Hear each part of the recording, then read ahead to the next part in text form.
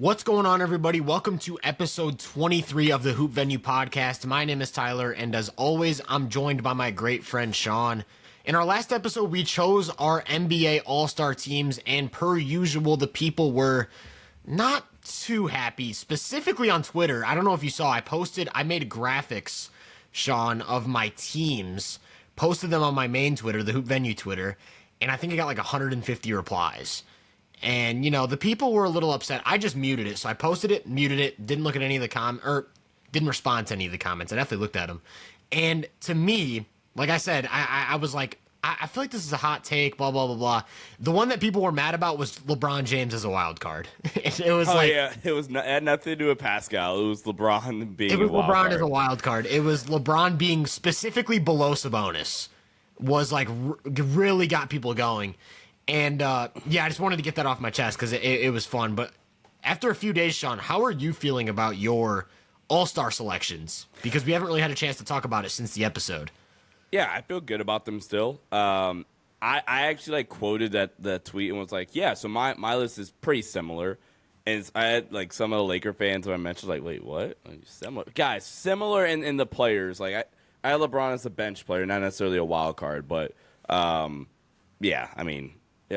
The thing that I kind of got some flack for was Sabonis over Sengun and no Rockets players. Yeah. I was like, I even responded. I was like, dog, that is the least controversial thing that was on the list. I think, I ran into that issue too because people were talking about me underrepresenting the top of the West. That was another talking point in the comments. We talked about that on the show too. Yeah, the Kings have an All-Star. The Lakers have 2 All-Stars. But the Rockets, who are the 2 seed, don't have any. The Thunder, who are the 1 seed, only have 1. And I get it. I get the concern. It makes sense. But I just think we shouldn't be. And I don't have any gripes with someone having Sengun as an All-Star. Sengun's a great player. I just think we shouldn't give a team an All-Star just because they're good. Just because a team's good, it doesn't mean they default have an All-Star. The Rockets are one of the deepest teams we've seen in a long time. Elite team defense that gives you such a high floor. So I don't think we have to just reward a guy, right? And same goes for the Thunder. Just because they're 36-7 or whatever doesn't mean they have to have a second All-Star. J-Dub, All-Star level player. There's a lot of All-Star level players in the league. So if you just marginally have a guy like Kyrie over J-Dub or Sabonis over J-Dub, that's fine to me because Shea is arguably the MVP. He's arguably been the best player this season. So yeah, man, I just wanted to talk about that briefly. Just a little recap. If you guys actually want to see the full All-Star teams and see our explanations behind it, that is our last episode. It was a fun one. But today, we are going to be, for the first time in a couple weeks now, I feel just talking about what's going on in the NBA. It's been a while. We've been doing these interesting topic-specific episodes. But I want to talk about what's going on in the NBA right now. And probably, to me, the biggest story has been the recent play of the Denver Nuggets. Since December 28th, they have played in 11 games with Nikola Jokic. In those 11 games, they've had a 124.9 offensive rating, and they are 10-1, with their only loss coming by 3 points against the Spurs. If you remember that back-to-back where they faced the Spurs, that was their one loss in the last pretty much month with Jokic in the lineup. And before that, their only loss was to the Cavs. Not exactly a bad team to lose to. So I want to ask you, Sean, because I'm pretty sure last time we talked, you still had the Nuggets as your second, maybe third team in the West. How do you feel about the Nuggets right now for the way they're playing, and how do you feel about them heading into the playoffs? Denver, they also got Aaron Gordon back pretty recently as well, which is obviously a big deal. I think the thing with Denver right now is, and maybe the bigger story with Denver, is the potential return to form for Jamal Murray, at least regular season wise. Last 10 games for Jamal Murray, he's averaging 20 points, 5 assists, round up, you get 4 boards, 59.8% true shooting percentage.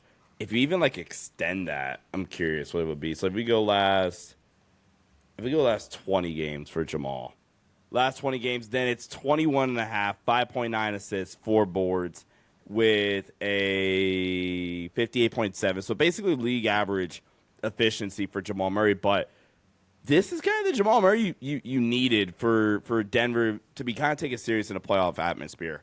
Jokic is having his best season, one of the best seasons, offensive individual seasons of all time, obviously. Michael Porter Jr. having a career year, one of his best seasons, if not his best season of his career. Christian Brown is such a stud. Every time I watch Denver, I love watching Christian Brown. Pam Watson is a perfectly, good role player for them. Getting Aaron Gordon back is such a big deal. We've already talked a lot about the Russ and Jokic dynamic, and it has actually kind of helped Jamal's job a lot too, especially in a regular season where it's Jamal, we can run some of these off-ball actions for you more now. Yeah. Look, Denver, my biggest concerns about Denver had been at the time, does Jamal Murray get back to form? And, defensively, can they get back to a level comparable of what they were at in that title run? And that's obviously, to be seen, and we won't know that answer until you get closer to April and May.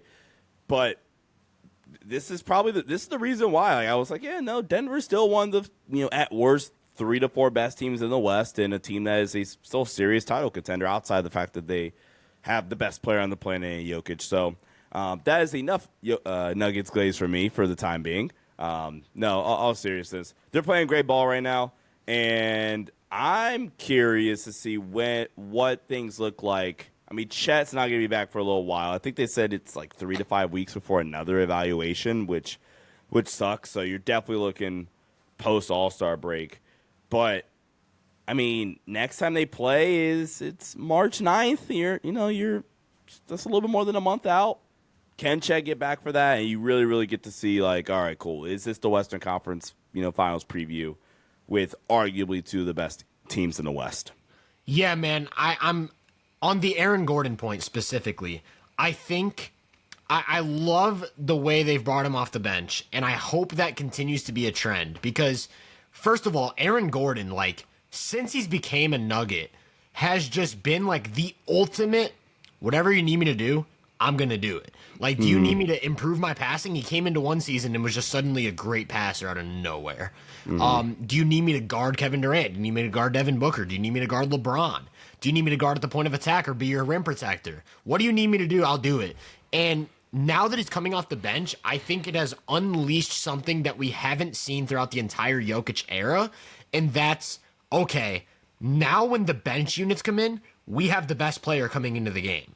That's not something the Nuggets ever had. And so now you can do so much more with your bench unit. A fresh Aaron Gordon coming in makes the Jokic less minutes so much more tenable. Now you have Jamal and Gordon. Jamal running the show. Gordon, you have Strother, who really, I think Strother's still a very, mistake-prone defender and things of that nature. I like Strother. But in terms of just sheer... I was just saying, you said what? I like Strother. Yeah, for some reason my headset flared up, so I couldn't hear what you said. But Strother, uniquely talented offensive player. I specifically like to highlight the combination of movement and shooting with his floater. That's such a nice compliment, man, because teams are going to run him off the line. That's what teams want to do. And so for him to be able to just access that floater and then also bounce it up to Jokic, because when he goes to that floater, you got to kind of have to commit. That frees up Jokic for offensive rebounding opportunities and stuff like that. Nice bench player. My hot take is that this team is at least on par with the championship team, and I've been saying that for a week now, and it sounds like a scorching hot take at first. But my argument is, okay, I think Jokic is a little bit better than he was in the championship run. It's marginal, but when you're that good, margins do matter. Same with MPJ. I think I view him as the similar level defender, shooter, all that. But he's clearly just a more willing passer at this point. Just clearly a better decision maker. It's just he got older, got smarter. I think it's fair to say at this point, Westbrook's just a massive upgrade over Bruce Brown. I don't think that's a hot take. Westbrook in his last 11 games with Jokic, 13 points, 7 rebounds, and 8 assists a game on 64% true shooting. Legitimately just a high-level player, and I like how you mentioned getting Jamal off the ball. They've basically just fully leaned into Russell Westbrook's our point guard. Jokic is our off-ball screening big. Jamal Murray's one of our off wings. And that just does so much for the spacing, because if you remember in the Minnesota series last year, one of the ways they kind of worked around the using Gobert as a roamer thing is they kind of turned Aaron Gordon into their point guard. And Aaron Gordon, like I said, he's taken a leap as a passer. He's a capable slasher.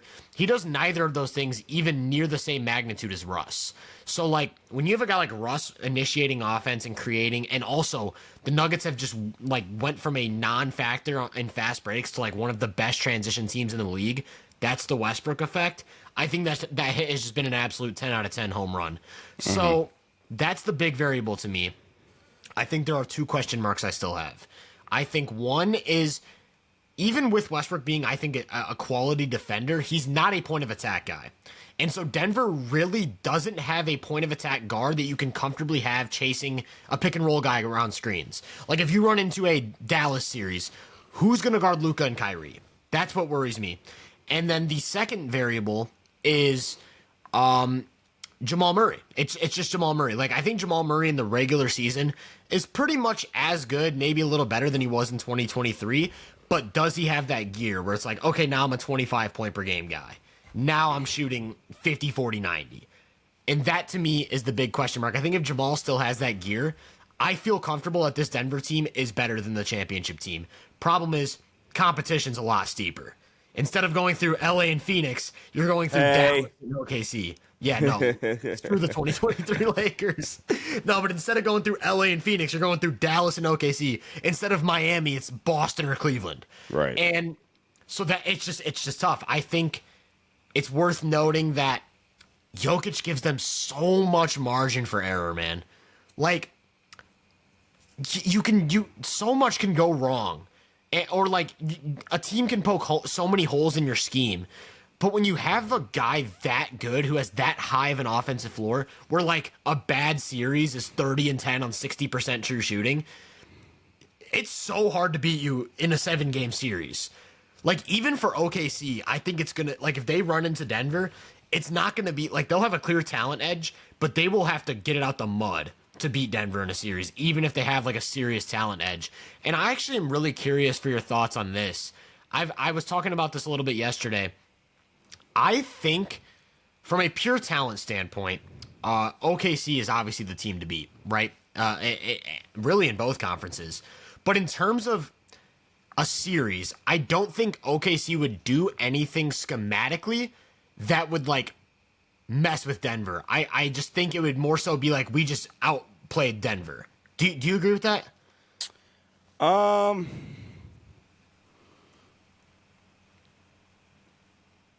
Like, do you think there's anything they could do to, like, make it so Jokic can't hedge ball screens, or like they can't run their offense through Jokic in the post, or like through Westbrook and pick and roll? I think there's some things OKC could do offensively.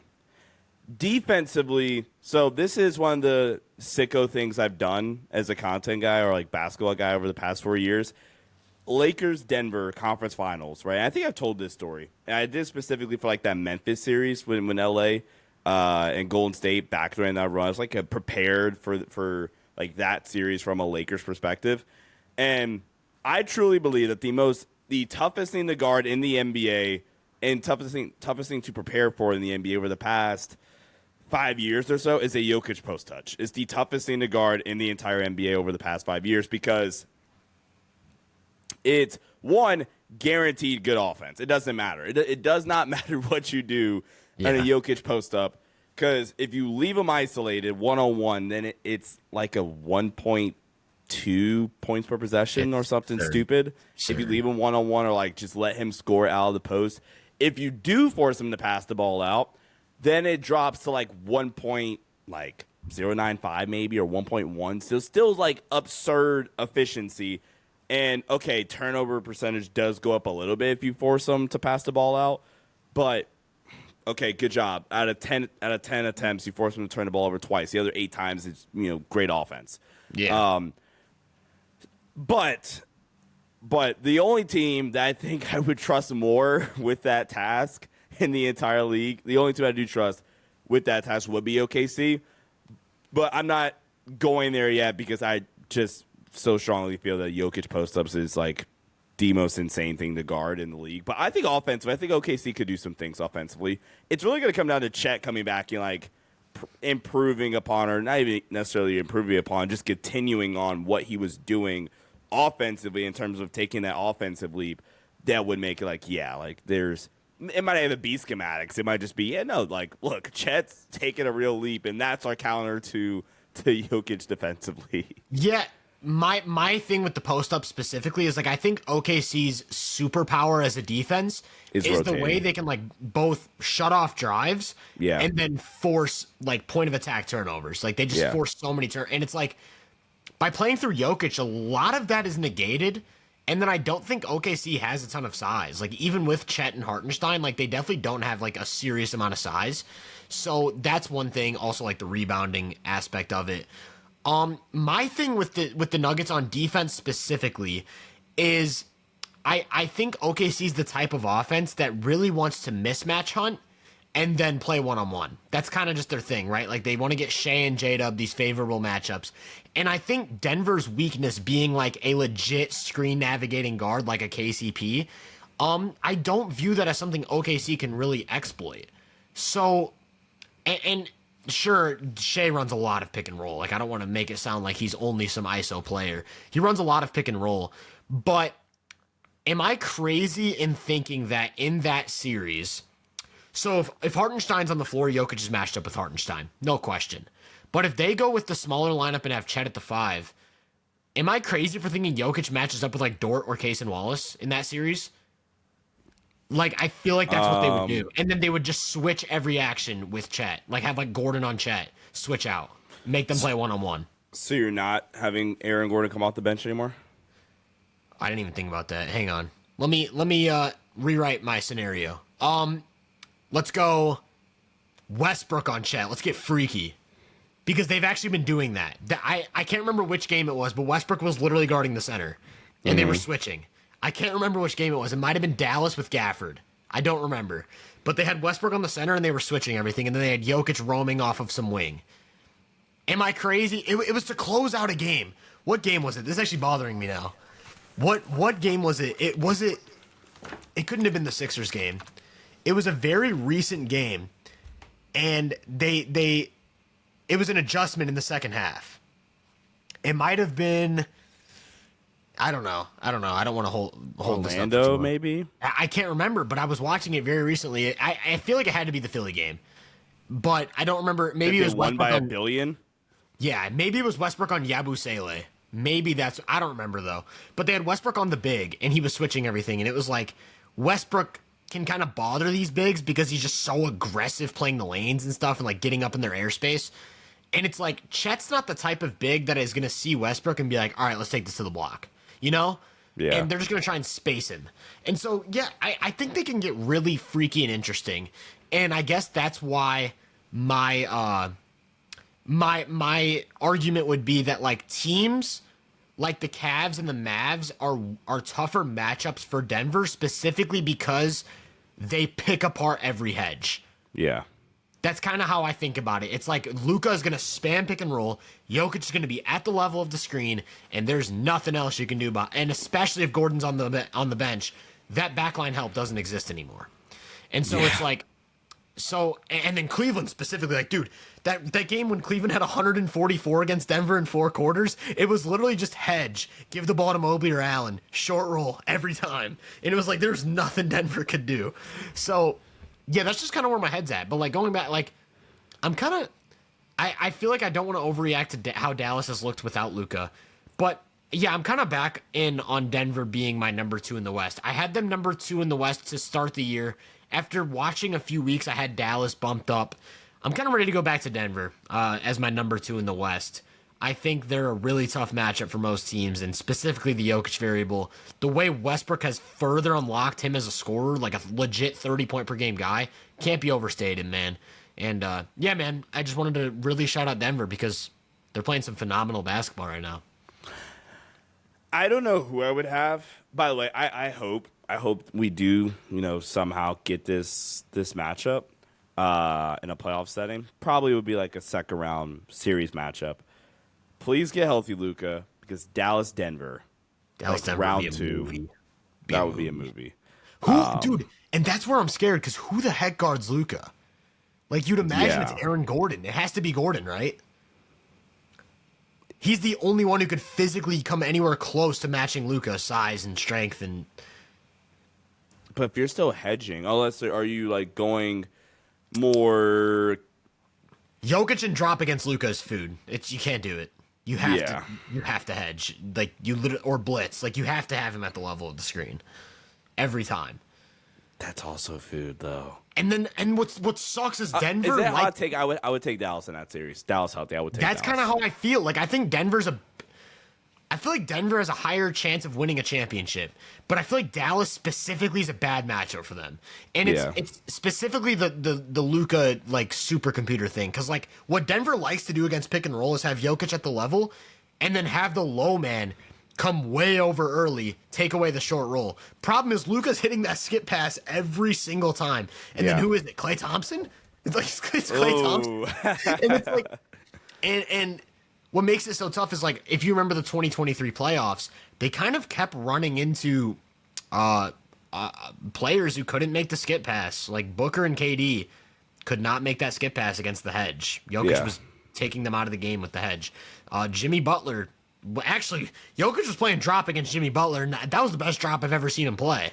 Was in the finals. And then do you remember, I'm going off the rails here, but do you remember how Jimmy Butler in the middle of that final series had a post-game interview where he said, Jokic always gets praised for his offense, but we need to praise him for his elite defense as well. He's an elite top-tier defender. Do you remember that? I think I do remember that. And everybody on Twitter was like, okay. But then people were like, what? And then the Nuggets fans were like, see, we told you. Look at the defensive box plus minus. Right. We told you. No, but like, yeah, I think that's what's tough. It's like they kind of had I don't want to say the Nuggets championship run was a fluke at all. They dominated, but they did kind of get a good luck of the draw in terms of like facing a lot of pick and roll ball handlers who couldn't make the skip pass. Anthony Edwards in the first round was another one. Can't make the skip pass, and it's like if you have to go up against a path, and that's also why I think they'd be a decently fine matchup against OKC, because if there's one thing you could point to with Shea as like an offensive flaw, like I do that in quotations because he's kind of an unflawed player. If there was an offensive flaw, it'd be like the live dribble skip passing, like the tough passes over the top of the defense. Just not really Shea's game.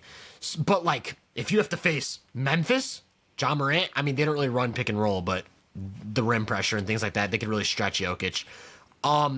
Dallas, Luka making that skip pass. Also, Kyrie's pull-up three-point threat, bringing Jokic to the level as well. And then Cleveland. Cleveland's probably the best team at beating hedges since like Prime Warriors. So it's like, yeah, Would those be the only two teams out west that you're like, yeah, they're tough for Memphis Denver? and Dallas. Yeah. Yeah, probably. Okay. I think, and to, I want to be honest. Like, or clear. I want to be clear. I still view OKC as the toughest matchup just because of how good they are. Like, I still think. But from a schematic standpoint. Yeah, in terms of teams Denver doesn't want to see in a series, I would say it goes 1 OKC, 2 Dallas, big drop off after that. 3, dare I say Clippers. Because Harden pick and roll thing. And Zubac short roll. Like Harden Zubac's connection. And then with the way Kawhi looks, by the way, we don't have him on the agenda for today, but Kawhi looks freaking good. I think he's like. Right now, that'll be the 4-5 matchup. In his last 2 games, he's shooting like 80% from mid range. Like, come on, bro. Kawhi, man. Kawhi looks literally just as good as he did last year, barring. I talked about it in my video. Vertical pop and burst. Specifically, the vertical pop looks gone. But am I really worried about vertical pop with Kawhi when he's just like a mid-post operator? Not really. I don't really care if he's getting above the rim. I feel like that doesn't really affect his game, you know? Yeah. But, yeah, I don't want to go into a tangent. Do you have anything else to add on the Nuggets, or should we move on? I think we're good to move on. I'm excited to see how the playoffs match up, and I'm sure we'll have some fun conversations and previews regarding any Denver matchup, honestly. I think I will take the opposing side. Not as a Denver hater, but, like, I enjoy like how do you figure out Denver? And I like the I'm Jokic. Figure me out. But everybody, I'm Jokic. Yeah, but one last thing that I want to say before we move on. I said this off the show. I think the Nuggets are going to finish the season as the 2 seed. I think with the way they've been playing recently, the fact that they probably actually would be the 2 seed if Jokic didn't miss like 4 or 5 games. Like, I'm pretty sure their win percentage with Jokic is what would be the second best team in the West right now. Only a game and a half back. Their schedule's kind of lightening up too. Like, I think they have one of the easiest remaining schedules in the conference. So yeah, I guess I don't know if that's a hot take, but then, dude, if the Thunder get the 1 seed with like 68 wins, but Denver's second with like 58, 59, what does the MVP race look like? Like, dude, that might actually be like one of the closest races of all time. If that's how it shakes up with Denver 2, OKC 1, but like a big gap. Because if they're close in the standings, I think Jokic will get it. But like if OKC just separates themselves as like close to 70, it might be a damn near 50-50 split. But yeah, I think that'll be fun too. And then imagine that like MVP rivalry fueling into a conference finals matchup. Cinema, bro. I need it. Really quick, I would take Denver in this matchup in like 5 or 6 because I do not trust the other team to score. But just purely from like what do they do defensively, I would so much love to see Houston, Denver. Simply from okay, Houston and Ime Udoka, how do you guard Jokic? That would be one of the best defensive coaches versus one of the best offensive coaches. That would be fun. You know who also and this is like I know you're supposed to move on, but you know who also is like a weirdly tough matchup in my opinion for the Nuggets is the Kings. Like with the amount of movement they have in their offense and like Monk being a legit like 40% volume 3-point shooter, like they probably have the facilities to stretch Jokic in a way that only like Dallas out west can do. Yeah, they have so many just weapons, and then like, and if they get Cam Johnson, I was just about to say like, after they get Cam Johnson, like, and then Sabonis kind of like, I think Sabonis is this a hot take? I think Sabonis can neutralize Jokic on the boards. Like I think in a 7-game series, he's one of the better, like one of the best rebounding bigs in the league. Until it's time to go against Kevon Looney. The West is loaded, man. Like we're gonna have elite first round hoops. Like right now, your first round matchups would be if we're just simply doing like screw to play in. OKC Sacramento. Hey, great job, OKC. You get Sacramento in the first round. That's a fun matchup. Houston Dallas. That would be fun. Memphis, LA, Denver, Clippers. Those would all be such a fire slate, bro. Like can't miss a moment. Yeah. I pray to the basketball gods to give us a healthy playoff run from everyone, like from Kawhi specifically, because if the Western Conference is fully healthy, this is shaping up to be like probably the most exciting playoffs of all time. Like and that's without like no KD, no Book, no Ant, no Steph, I didn't even think about no Wemby. Those are the guys that are out right now. We're already talking about like this could be one of the best like postseason runs ever if like everybody's able to stay healthy. Dude, imagine and then let's look at the East real quick. You would have Cavs Orlando round 1. First round. You'd have Celtics Pistons, sneaky fun series. Yeah. Like Cade going up against Boston. Knicks Hawks, Trae Young rivalry. And then Bucks run it back, rematch? Bucks Pacers? Nah, bro. Come on, bro. That we would have to separate.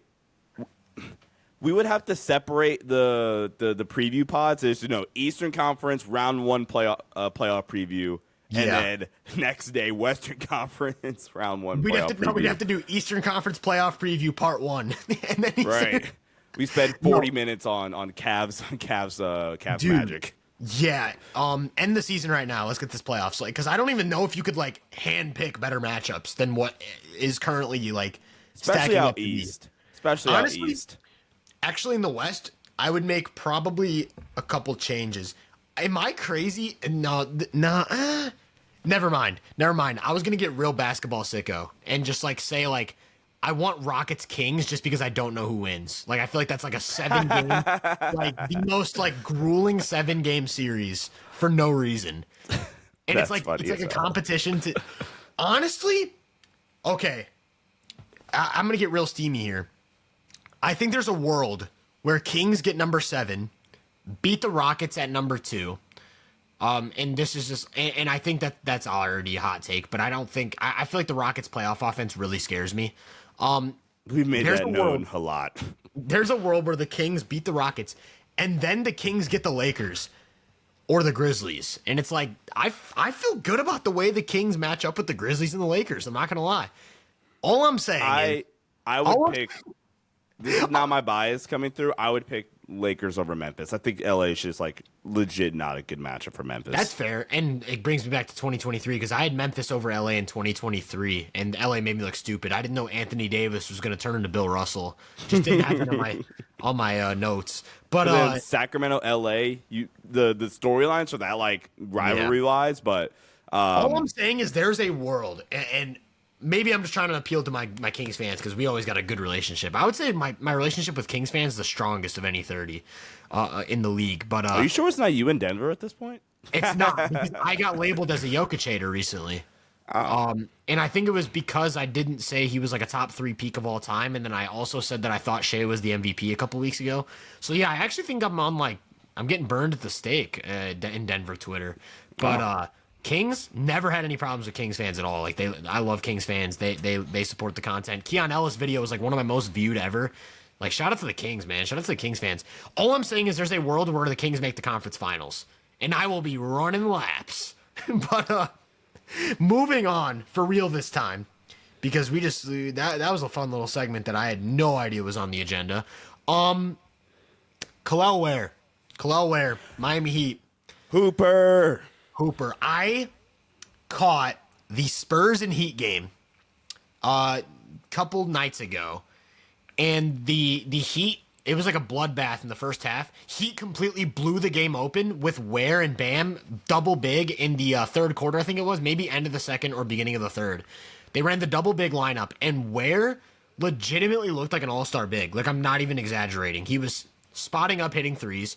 He was consistently making like push shots and hook shots over Wemby's reach. He was getting above the rim for rebounds and lobs. He was shutting down everything in the paint defensively. He played so good that when it came to the fourth quarter, Bam didn't play a single minute. They rode Ware the entire way. Ware played like 20 second half minutes, played the entire fourth quarter, closed the game out over Bam. And then I went and started like looking at some more Kel'el Ware because that was kind of like my introduction. I went back, looked. He played his first big minute game against the Clippers on January 13th, 33 minutes. He had 19 points and 13 rebounds on 7 of 11 shooting. That Spurs game was the second game of the season where he played 30 minutes. He played 34, 25 points, 8 rebounds, 2 assists, 2 blocks, 10 of 19 shooting. Then against Portland last night, third game playing over 30 minutes. He had 39 minutes, 20 points, 15 rebounds, 2 blocks, 8 of 17 shooting. Kel'el Ware has arrived, and not only is he a good player, he's a great player. And I want to ask you, because you mentioned off camera that you were pretty high on Ware coming into the draft. What are some of the things you like about Ware as a player, and where are some areas that you still think he can like take that next step? Yeah, so I'll tell the full story really quickly. I should have actually pulled up my draft board, so let me see if I can right quick. I really did like Kel'el Ware coming out of Indiana. And one of the things I did kind of take with a grain of salt was, there were a lot of motor concerns with Kel'el Ware coming out, and that kind of brought, and it was like legit motor concerns too, to the point where you can kind of see it on film too. So I was like, okay, look, if the motor stuff, is able to kind of even out or whatever, then he could be a really, really good player. And that was the biggest reason why I kind of tempered my expectations for Ware a little bit coming out as a prospect. I was like, the motor's a real concern. He's going to get drafted by some random team, and it's going to just, pop up there too. And I'm on the draft stream that I'm doing at the time with Lakers Nation, and the moment they took Kel'el Ware, I said, oh, okay, yeah, this guy's going to be really, really good. The fact that the Miami Heat looked at Kel'el Ware, I'm assuming this would have had to been like in a pre-draft interview. The moment they looked at Kel'el Ware and drafted him, it's like, okay, it's not a problem anymore because he's getting drafted by the Miami. He's gonna be really, really good. He's gonna be an all-star caliber big, or he's gonna just flame out in a really, really bad way and like be like, I don't know, not in the league in a couple of years, because that's just, I feel, how it works in Miami. My comp, I'm curious from what you've seen in the league so far. My comp, I'll start with the low end first. My low end comp was Christian Wood, where I think I think the offensive skills are going to be there regardless, but it's just going to be like, are you going to have a motor and play any lick of defense like consistently? So Christian Wood is kind of my low end comp. My high end. I see the offensive flashes with Christian Wood. It's very similar. I think the big difference I would say stands out, and I've actually always been a Christian Wood guy. Like I still to this day think he's a productive player that can help a contender, and I'll die on that hill. I'll die on that hill. But I think the big difference is that Kel'el Ware's defensive instincts are just so much better. Like the defensive instincts are nice. My high-end comp, which was like you come in, the motor stuff isn't a concern anymore, you get to the right spot, my high-end comp was Miles Turner. Yeah, that makes sense. Like, I see it. He's come in, and I think, one, his ability as a help defender, as a weak-side shot blocker, is going to be great, and it's going to bode well from pair next to Bam. I'm assuming like long-term could be the outlook. Because the offensive bag is legit, and to the point where you don't have to worry about spacing. And Miami's magnet ball is always going to come up like every once in a while to where spacing doesn't even matter because it happened against the Spurs. Right, Duncan Robinson, Tyler just shoot it from the ocean. I think I didn't love. I'm trying to find. I think he's a good enough, at least in college. I have to like go single out like his possessions as they drop big so far. I thought in college he was a capable drop big, and his ranginess, like you said, his defensive instincts are just insane anyway. To where like that stuff is just gonna come. I think, man. He's a stud. He's a stud, and I'm really really excited to watch him in Miami. That's what I'm saying. Man, just trade Jimmy Butler already. This is not going to turn into a Jimmy thing, a Jimmy conversation. But we should be talking about all the positive stuff that's happening in Miami right now. Like Tyler Hero's breakout, like Kel'el Ware being a goddamn stud. But we're talking about Jimmy Butler getting suspended for the third time or whatever this season. Just trade him already. Yeah, I'm sick of that too. It makes it like annoying to talk about the Heat. Because that's like where the discussion always starts. But like I said, like you just said, there's a lot good going on. I want to read you a couple measurables, or not measurables, but just like biographical facts, we'll say. I tweeted about this the other day. Tyler Hero, 25 years old. Bam, 27 years old. Highsmith, 28 years old. Jaquez Jr., 23. Jovic, 21. Kel'el Ware, he's only 20. Larson, 23. Am I crazy in thinking like you blow up, you get a good return for Jimmy, you're in a really good position as a team? Like you're already competitive. You have your core is all below 28 years old. You still have a ton of room for growth with multiple guys that have like all-star flashes. Like, am I crazy for thinking like you're really just a 1A at that point away from being a serious contender with everything kind of actualizing? I also talked about, look, if you have a starting four of Tyler Hero at the 2, Jovic, okay, first of all, Jovic, Bam, Ware as a front court is so elite defensively. That's like, elite. Jovic is a great defender, by the way, already. Like, Jovic is a great defender. Also, the Bam Ware dynamic, you know what that reminds me of? 2022 Horford Rob Will, where it's like Rob Will struggles as a drop big, but if you just keep him on the baseline, like the freak athletic tools as a rim protector really show up. And then Bam is the Horford where it's like, I can switch, I can drop, I can play zone. What do you need me to do, coach? I'll do it. And Bam even takes that to a different notch. And also, by the way, Kel'el Ware's measurables are crazy. It's like 7 foot with a 7'5" wingspan. Just crazy ground coverage. So Jovic, Bam, Ware, crazy versatile defensive front court. Hero as your go-to offensive guy with those three. You're getting what, like a close to 25 point per game scorer who's shooting 41% from 3 on 10 attempts a game. Legit playmaking capability, and by the way, can play off the ball very well. That's a seriously good four.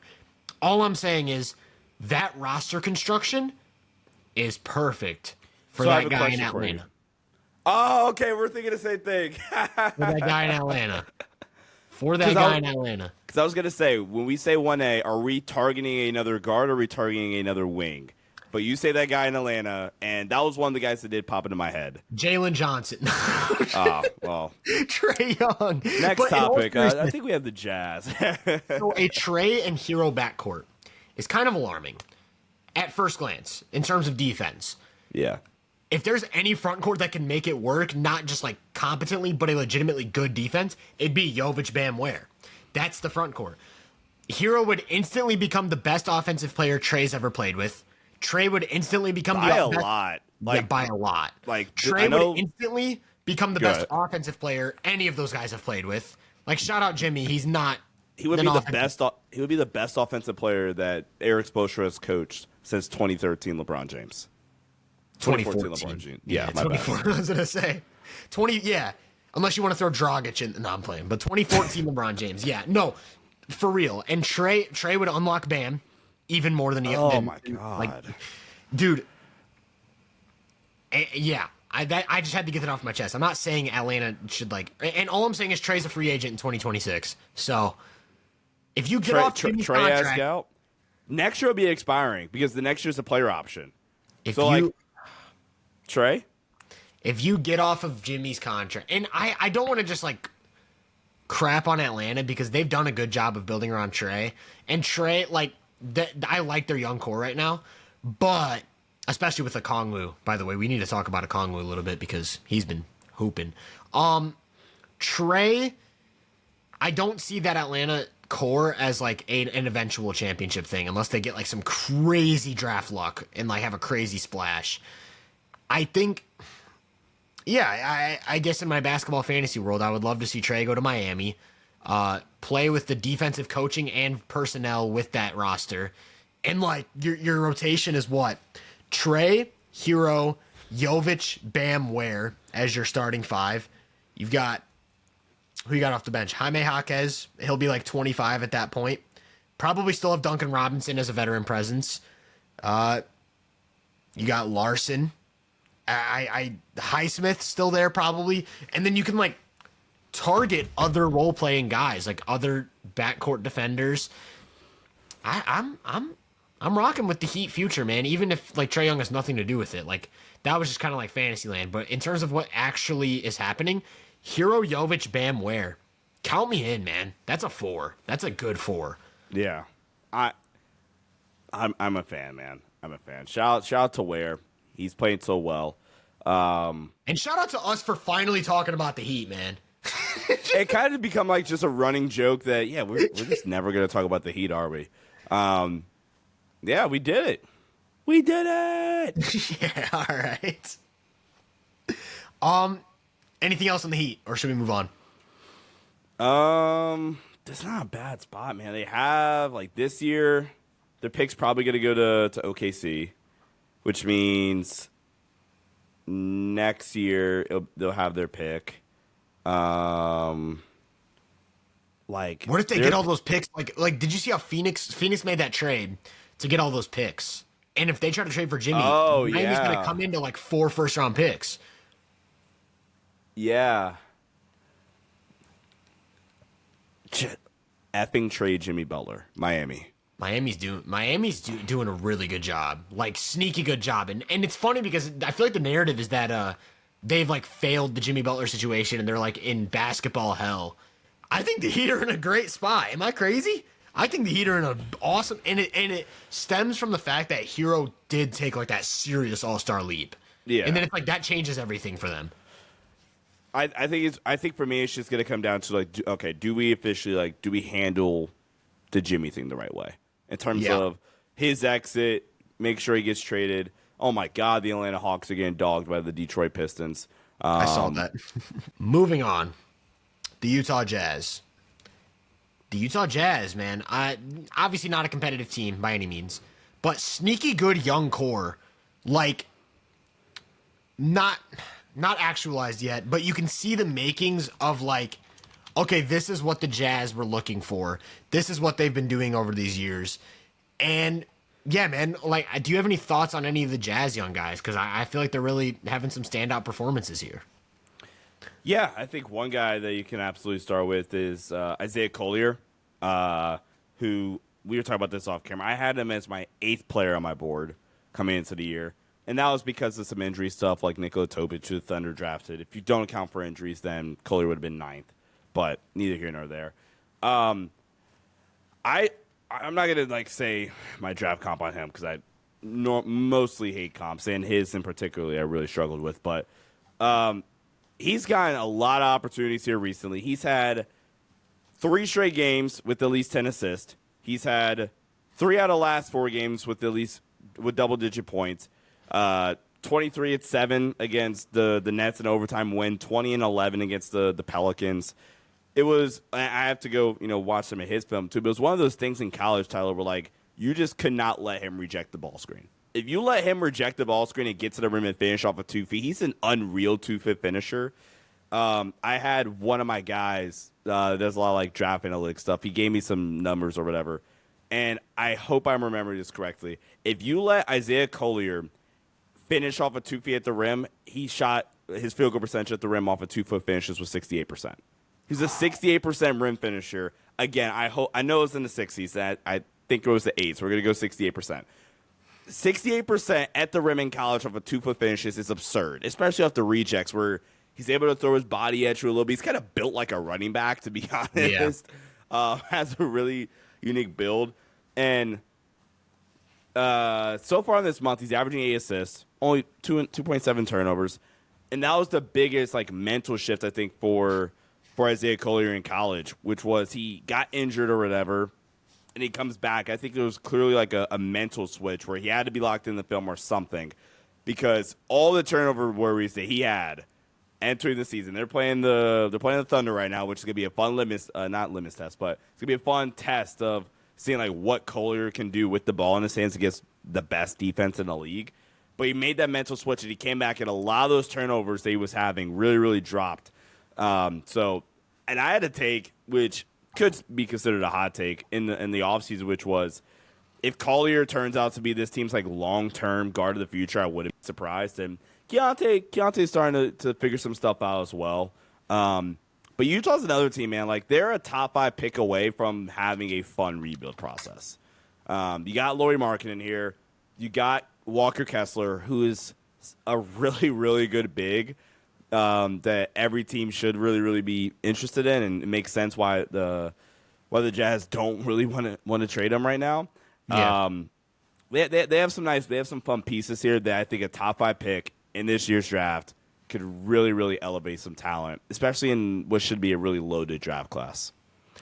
So what you brought up with the Collier and Keontae like long-term guard thing, I feel like the interesting variable to consider is that Collier kind of coming into his own in this way has also unlocked Keontae in a different way. Yeah. I think one thing that we were both critical of with the Jazz earlier this season was the way they would like put the ball in Keontae's hands 100 times a game and be like, go run some offense, man. And it was like, okay, Keontae George is not Jalen Brunson. He's not Luka Doncic. Why is he touching the ball this much? The Jazz suck. But what we're seeing is like Collier get this like 10 assist guy, right? Like guy who can legitimately put pressure on the rim, can create havoc, and then get Keontae as like this off guard who will run like second side action. And I think that's a capable long-term dynamic. I think the big thing is, you said it, dude's built like a running back. So not like a true small guard, like he's 6'3", but he's, 210 pounds? Yeah, 210 pounds per Basketball Reference. Built hefty. 210, yeah. And then it's like Keontae George is 6'4" with a 6'8" wingspan.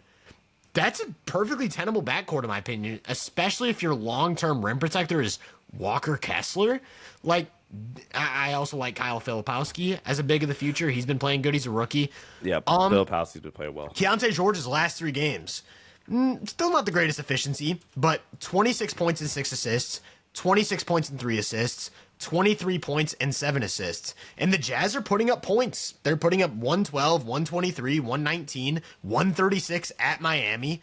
Like, Jazz are putting up points. Like, they're figuring some stuff out. I think Bryce Sensabaugh, especially, too, another guy's like a scorer off the bench, has been like shockingly good out of nowhere. He had a 27-point game in Orlando. Followed that up with 16, 19, 15, 11. Shooting good from 3. Shooting 94% from the free throw line. I think Sensabaugh is having a pretty good leap from his rookie season. So, like, you kind of see stuff actualizing, man. Like you said, they're like that one big splash of a pick away from just having like a seriously good rebuild. I know a lot of people, I obviously wouldn't favor like Utah is the destination for Cooper Flag.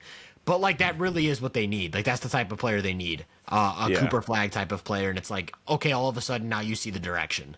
So, yeah, I think Utah's done a really good job of Ace Bailey.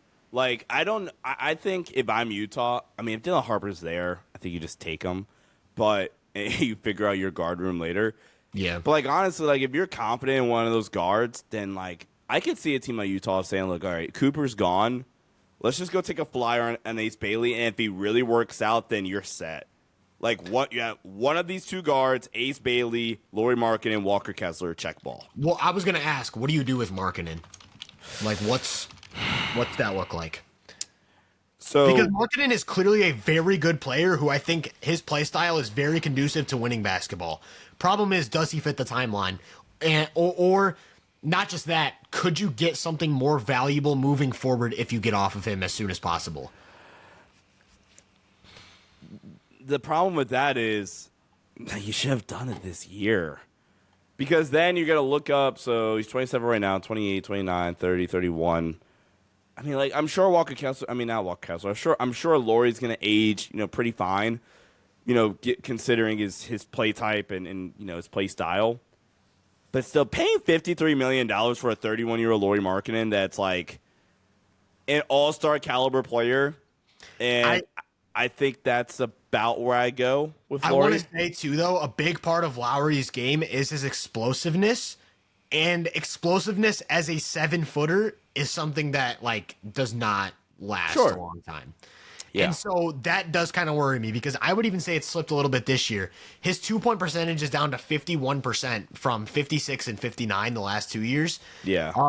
His efficiency in general is just way down across the board, and I think it stems from some of the injuries and stuff, and then just like aging. Like a 7-foot explosive athlete, that doesn't always age well. And it's like, yeah, the shooting always be there, the off-ball instincts, things like that. But yeah, I think what's made him such a unique player is the blend of shoot or explode. And it's like, that sounds crazy, but I think that's kind of like the dynamic of Lowry. Because I remember there was one year where he was like the only player to reach a certain. It had to be 2 years ago when he was an all-star. First year in Utah, yeah. Yeah, the only player to reach a barometer of a certain amount of 3-pointers and dunks. Like he had like 100 dunks, 100 3-pointers or something like that. And no one else was even close. And it's like, that's the unique draw with Markkanen. We're going to run him off of screens. He's going to attack closeouts. He's going to cut. He's going to screen and roll. All these good things. Yeah, but I love Markkanen as a player. I just don't know if he fits the Jazz timeline. And I guess my question for you would be, what team, like what destination do you like for Markkanen? Well, my question was going to be for you, like, if you're Golden State, do you regret not pulling the trigger on Lauri Markkanen? I don't. Okay. And I just think it's because that wouldn't have moved the needle. I feel like Golden State would still be, because Markkanen doesn't solve the ball handling and creation issue. He's another like play finisher connector type. He's not gonna like the Warriors. The Warriors' problem is Steph Curry's their only guy who can create with the ball at all. And it's like when he's not creating with the ball, it's hard to watch, like legitimately hard to watch. Yeah, I'm trying to think of like a good destination for Lowry, like San Antonio with Wemby.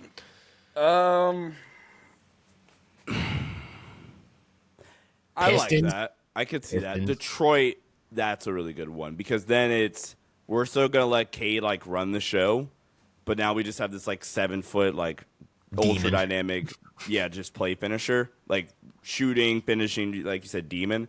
I like Dallas. Detroit. I like Detroit. Dallas, dude. But it's like that's not even realistic.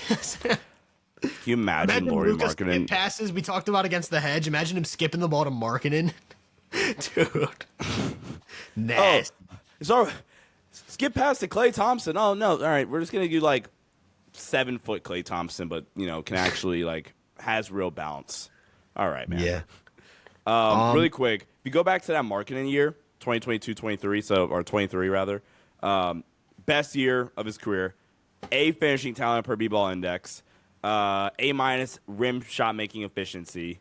Did a good job of drawing fouls. A- drive foul drawn rate. C+ rim shot creation. So just ability to like create shots at the rim. If you go, I'm actually nervous now. I wonder what this year is. Lauri Markkanen. Definitely worse. 2025. C, rim shot creation. What did I say? C plus? Yep. Okay. C plus. C, rim shot creation. Still does a good job at like creating fouls. B, finishing talent. So you went from an A finishing talent to a B finishing talent. B minus rim shot making efficiency. So that also dropped. Yeah. Yeah. He's just looking at Basketball Reference. In 2023, he shot 72% at the rim. 2024, or this is from 0 to 3 feet. So I don't know if that classifies as at the rim. We'll say restricted area.